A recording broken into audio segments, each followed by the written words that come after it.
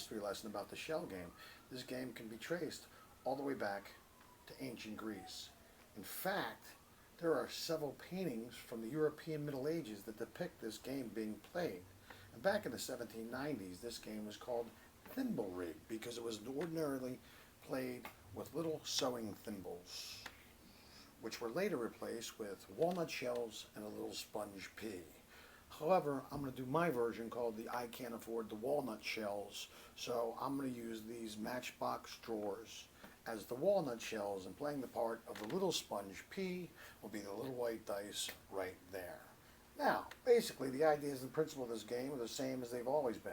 The dice is placed underneath one of the boxes are then shifted around, and you have to follow where the dice goes. A mix-up in slow motion would look like this. I take the dice, I put it underneath the box, I move the box over here, I move this box over here. Nothing really fancy, just the exchanging of two boxes. And at that speed, I'm not really fooling anybody. If I asked you where the white dice is, you would say it's in that box right there. And guess what? You would be right. There it is. But see, that's part of it. They want you to win the first couple times. They want you to build confidence. But you see, this is a gambling game. Typically, the operator, which was me, I would offer the double the stakes of the player, which is you. That's 2-to-1 odds.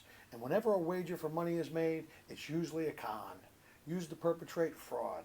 In confidence slang, this is referred to as a short con because it's quick and it's easy to pull off. The mark, which is you, would place your money on the table.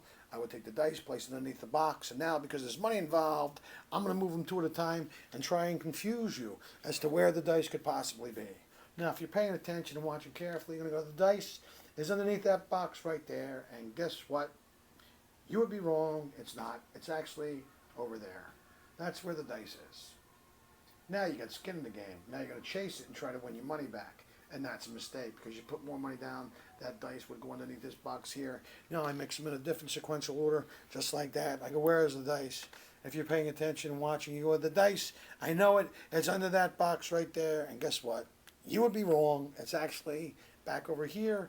And this could go on all day until you were flat broke. But I'll tell you what I'm going to do.